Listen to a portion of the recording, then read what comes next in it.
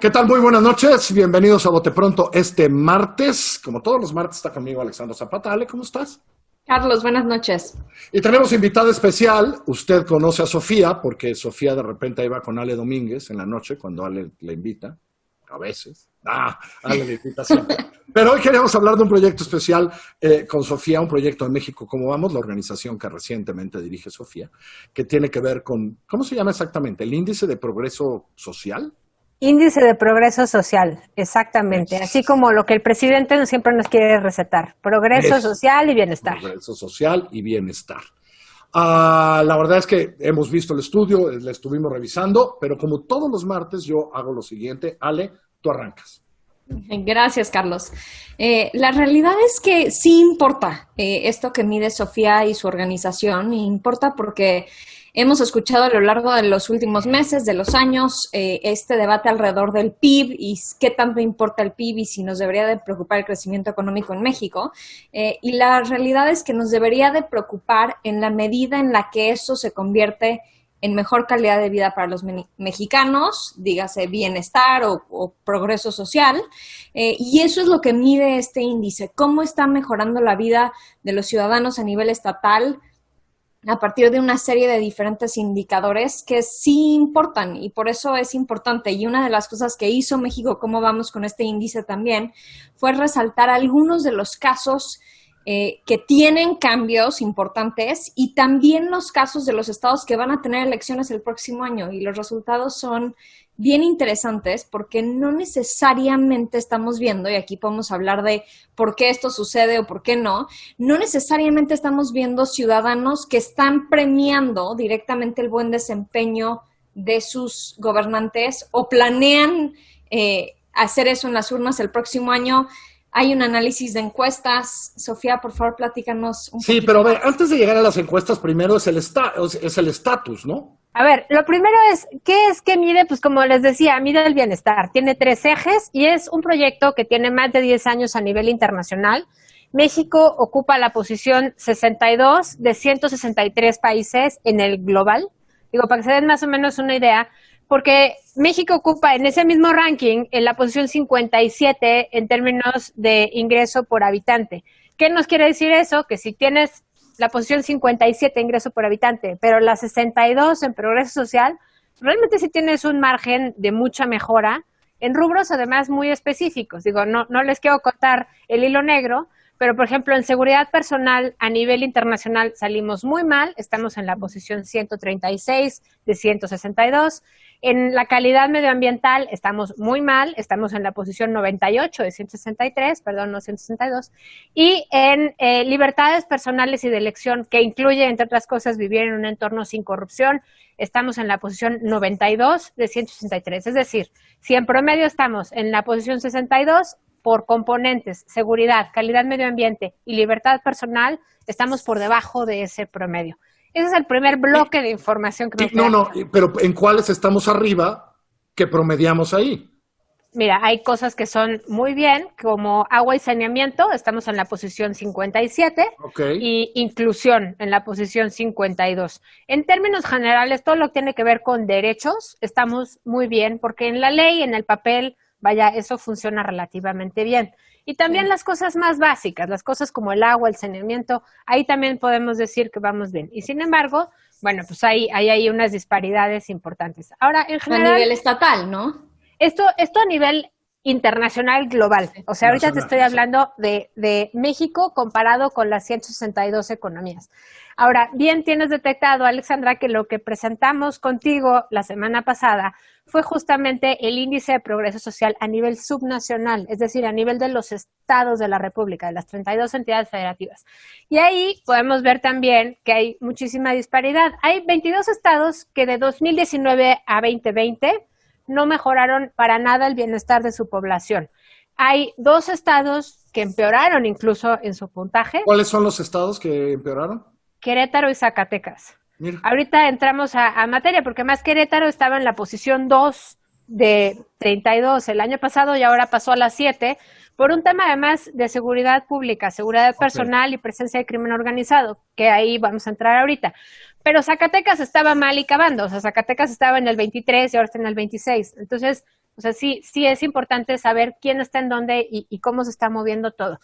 Esto para decirles que, bueno, pues en 3 de cada 10 mexicanos son los que viven en un entorno mejor que hace 2 años. Eso deja a 7 de cada 10 mexicanos y mexicanas viviendo en un entorno peor que como estaban hace 2 años. Entonces, ese es un primer gran resultado. Lo medimos a partir de 55 variables, casi todas son del INEGI, pero todas las 55 son públicas y se pueden revisar y se puede replicar el análisis. Vaya, no es más que un promedio multifactorial.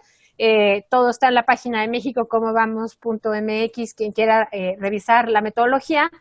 Pero estos 3 ejes, que son necesidades básicas humanas, fundamentos del bienestar y oportunidades, son las que componen, digamos, el índice en general. Ahora, el puntaje nacional promedio es de 67.2 sobre 100. O sea, contando, digamos, ahorita la evaluación nacional que hicimos nosotras, ¿no? En México, ¿cómo vamos? De ese puntaje, 18 estados están arriba del promedio. Y aquí viene otra vez la pregunta de Carlos. Bueno, entonces los 14 que están abajo, pues están muy mal, sí. Efectivamente, los 3 de la colita, que son Guerrero, Oaxaca y Chiapas, pues, por ejemplo, Guerrero tiene 56 puntos sobre 100. Entonces, para el promedio nacional de 67 sobre 100, pues tienes una diferencia de más de 11 puntos, ¿no? Entonces, los que están mal están muy mal. Y los que están bien, pues solamente están 5 puntos arriba, como es el caso de Nuevo León. Pero Ahora, te quiero interrumpir eso, aquí, Sofía, porque cuando citas estos últimos 3 estados en la cola, parecería como el argumento de siempre de decir, pues sí, los estados ricos automáticamente están mejor y los pobres están peor. Y creo que uno de los hallazgos más importantes de este índice es que el promedio el PIB promedio a nivel estatal por habitante no es una sentencia. Sí vemos entidades que se colocan en el PIB per cápita mucho más bajo en la tabla, pero al momento en el que los mides por progreso social, aparecen en los primeros lugares. Y uno de los casos es que ustedes incluso citan y explican un poco más en el índice, es Sinaloa. Entonces, de alguna manera, lo que tenemos que comunicar tanto a la ciudadanía como a las autoridades es: no importa en dónde estés en términos de PIB per cápita, eso no justifica las buenas o malas decisiones de política pública que puedes tomar como un gobernante, que te pueden poner en los primeros lugares de la tabla, que eso es evidentemente lo que queremos como habitantes en términos de calidad de vida. Sí. Pero más allá de eso, ¿cuáles son los fenómenos que hacen que un PIB per cápita en este lugar logre un lugar en el índice diferente, Sofía? Son por lo menos 4 lecciones que nosotras aprendimos en esta vuelta. Entonces, la primera es poco dinero, poco crecimiento económico, más que dinero, porque no es la riqueza, sino la capacidad de generar riqueza. Poco crecimiento es mal bienestar para la población. O sea, eso sí es una sentencia, porque los 3 estados que les dije, que son Guerrero, Oaxaca y Chiapas, están al final de la cola en bienestar, pero también están al final de la fila en ingreso por habitante, ¿no? Entonces, es muy importante que eso sí lo tengamos en mente, porque este discurso del presidente donde dice, es que ya no importa la riqueza, pues el crecimiento, más bien lo que importa es la distribución, reducir la disparidad y que haya mejor pues bienestar para todos. Bueno, pues el bienestar se tiene que financiar de una u otra manera y es importante que haya crecimiento. Esa es la primera lección cerrada. Ahora, hay otros elementos, que es, por ejemplo, cómo administrar la escasez. Y digo escasez porque los economistas nos encanta decir pues que todo bien es escaso, todo bien y todo servicio es escaso. Y hay casos como Sinaloa, que estaba en la posición 7 el año pasado y ahora está en la posición 12. Casos como Nayarit, casos como Tlaxcala y Baja California. Tlaxcala estaba en la posición 26, está en los niveles más bajos de ingresos por habitante en el país y ahorita pasó de la 26 a la 19, o sea, está optimizando los recursos que tiene disponibles. Y Baja California Sur pasó de la posición 25, o sea, ya al final de la lista, a la posición número 13. Entonces, ahí estás viendo casos de éxito donde, como bien dices, el gobierno estatal se está poniendo las pilas. Y digo, ¿por qué gobierno estatal? Porque casi todos son variables y elementos que se manejan o se administran los estados. Desde el municipio hasta los estados. Entonces, son las dos cosas, es el crecimiento económico y buenas decisiones de política pública a nivel local, ¿no? Totalmente, y aquí es donde quiero llegar a mi tercera y cuarta lección. La tercera es que hay quien administra su riqueza y lo hace bien. Por ejemplo, Nuevo León. O sea, Nuevo León no creció en puntaje de manera significativa. Está al principio de la tabla en 2019 y al principio de la tabla en 2020, pero pudo haber mejorado, digamos, en su puntaje general y no lo hizo. Y la Ciudad de México igual. La Ciudad de México no está hasta arriba de la tabla, está en la posición 5 y aún así pues, se mantuvo el puntaje y administró pues el ingreso y la riqueza que tiene, ¿no? El crecimiento. Ahora, la cuarta lección, que regreso un poco a donde creo que quieren ustedes ir, es que mucha riqueza no garantiza bajo ninguna circunstancia bienestar. O sea, ni mucha riqueza, ni mucho crecimiento, ni mucho ingreso. Y tal es el ejemplo de Campeche. O sea, Campeche no mejoró su puntaje. Campeche es el estado más rico en términos de ingreso por habitante. Y Campeche está en las últimas posiciones de la tabla en bienestar. ¿Qué nos quiere decir eso? Bueno, pues que tener un montón de ingresos por las fuentes que sean petroleras o no. Bueno, todos sabemos en Campeche por qué es ese ingreso y entonces... Claramente. ¿no? Claramente. Pero esperarías que por lo menos algo de ese ingreso petrolero retribuyera a la gente que vive en Campeche, ¿no? O sea, algo. Y ahí sí te estás dando cuenta de que, bueno, es un ingreso artificial, pero además no se está administrando de manera equitativa. Otro ejemplo es Tabasco.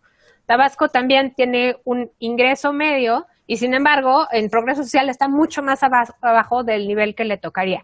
Y bueno, también hay otros problemas que tienen que ver, como en el caso de Querétaro, que pues van a necesitar una intervención más de largo aliento y que además pues el crimen organizado, la presencia de violencia generalizada y demás, pues llega de repente y es para quedarse por muchos años. Entonces es importante que tomemos en cuenta que estos otros problemas pues de repente nos pueden jalar al bienestar, pero va a haber cosas que sí están en la mano. Eso es importantísimo. Pero uno de los mensajes que creo que quisiera yo que se llevara la gente que nos está viendo es que ojalá tuviéramos gobernantes o tengamos gobernantes y autoridades en esta siguiente ronda electoral que se echen clavados, que entiendan qué está haciendo, qué decisiones están tomando bien en sus estados y cuáles no.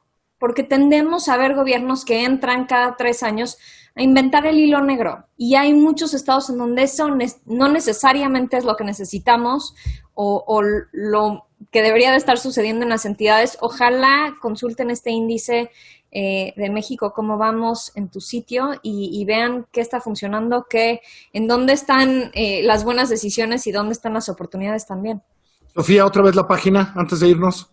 MéxicoCómoVamos.org o nuestras redes sociales, @MéxicoCómoVamos. Sofía, mil gracias por estar con nosotros el día de hoy. Suerte. Muchas gracias, nos vemos pronto. Buenas noches a todos, hasta luego.